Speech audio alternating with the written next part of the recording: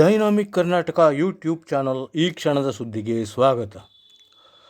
ಉಗ್ರರಿಂದ ಪಾಕಿಸ್ತಾನದಲ್ಲೂ ಭೀಕರ ಸ್ಫೋಟ, 12 ಮಂದಿಗೆ ಜೀವಹಾನಿ. ಇಸ್ಲಾಮಾಬಾದ್ ಕೋರ್ಟ್ ಆವರಣದಲ್ಲಿ ನಡೆದ ಘಟನೆ. ಭಯೋತ್ಪಾದಕರು ಉಗ್ರರ ಕಾರ್ಖಾನೆಯಾಗಿರುವ ಪಾಕಿಸ್ತಾನದಲ್ಲಿ ಭೀಕರವಾದ ದಾಳಿ ನಡೆದಿದೆ. ಪ್ರತಿ ಬಾರಿ ಉಗ್ರರನ್ನು ಹೊತ್ತುಕೊಂಡು ಮೆರೆದಾಡುತ್ತಿದ್ದ ಪಾಕಿಸ್ತಾನಕ್ಕೆ ಅದರ ನೆಲದಲ್ಲಿಯೇ ಇಂತಹ ಭೀಕರ ದಾಳಿ ನಡೆದಿರುವುದು ನಿಜಕ್ಕೂ ಆತಂಕಕಾರಿ ವಿಚಾರವಾಗಿದೆ. ಪಾಕಿಸ್ತಾನದ ಪ್ರಮುಖ ಭಾಗವಾಗಿರುವ ಇಸ್ಲಾಮಾಬಾದಿನಲ್ಲಿ ಈ ಪೈಶಾಚಿಕ ಕೃತ್ಯ ನಡೆದಿದೆ. ಈ ಘಟನೆಯಲ್ಲಿ ಸುಮಾರು 12 ಮಂದಿ ಪ್ರಾಣಹಾನಿ ಸಂಭವಿಸಿದೆ. ಈ ಘಟನೆಯ ಬೆನ್ನ ಹಿಂದೆಯೇ ತನ್ನ ಹಳೆ ಚಾಳಿಯನ್ನು ಪಾಕಿಸ್ತಾನ ಮುಂದುವರಿಸಿದೆ. ಈ ಘಟನೆಯನ್ನು ಭಾರತದ ಮೇಲೆ ಹೊರಿಸುವಂಥ ಪ್ರಯತ್ನಕ್ಕೆ ಪಾಕಿಸ್ತಾನದ ಪ್ರಧಾನಿ ಕೈ ಹಾಕಿದ್ದಾರೆ. ದೆಹಲಿಯಲ್ಲಿ ಕಾರ್ ಬಾಂಬ್ ಸ್ಫೋಟದಲ್ಲಿ 12 ಮಂದಿಗೆ ಜೀವಹಾನಿಯಾಗಿರುವ ಘಟನೆಯ ಬೆನ್ನ ಹಿಂದೆಯೇ ಪಾಕಿಸ್ತಾನದಲ್ಲೂ ಸಹ ಇಂತಹ ಘೋರ ಕೃತ್ಯ ನಡೆದಿದೆ. ಘಟನೆಯ ಹೊಣೆಯನ್ನು ಭಾರತದ ಮೇಲೆ ಹೊರಿಸುವ ಹುನ್ನಾರವನ್ನು ಪಾಕಿಸ್ತಾನ ಮಾಡುತ್ತಿದೆ.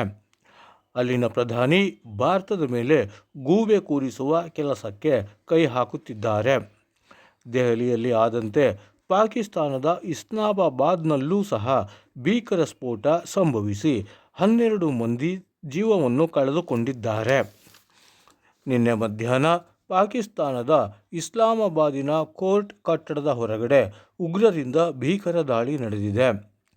ಜನಸಂದಣಿ ಹೆಚ್ಚಾಗಿದ್ದ ಸಂದರ್ಭದಲ್ಲಿಯೇ ಉಗ್ರರು ದಾಳಿ ನಡೆಸಿದ್ದಾರೆ.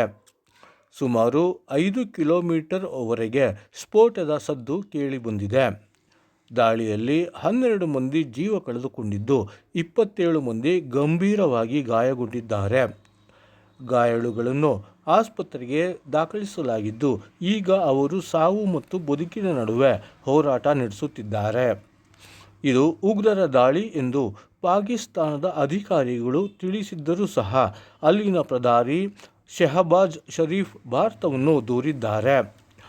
ಉರಿಯುವ ಬೆಂಕಿಗೆ ತುಪ್ಪ ಸುರಿದಂತೆ ಮಾತನಾಡಿದ್ದಾರೆ. ಆಫ್ಘಾನಿಸ್ತಾನದ ಉದ್ವಿಗ್ನತೆ, ಭಾರತದ ಆಪರೇಷನ್ ಸಿಂಧೂರ ಕಾರ್ಯಾಚರಣೆಯನ್ನು ಮನಸ್ಸಿನಲ್ಲಿಟ್ಟುಕೊಂಡು ಪಾಕಿಸ್ತಾನದ ಪ್ರಧಾನಿ ಈ ರೀತಿ ಭಾರತದ ಮೇಲೆ ಆರೋಪವನ್ನು ಹೊರಿಸಿದ್ದಾರೆ. ದಾಳಿಯ ಹೊಣೆಯನ್ನು ತೆಹ್ರಿಕ್-ಇ-ತಾಲಿಬಾನ್ ಉಗ್ರ ಸಂಘಟನೆ ಹೊತ್ತುಕೊಂಡಿದೆ. ಪಾಕಿಸ್ತಾನದಲ್ಲಿ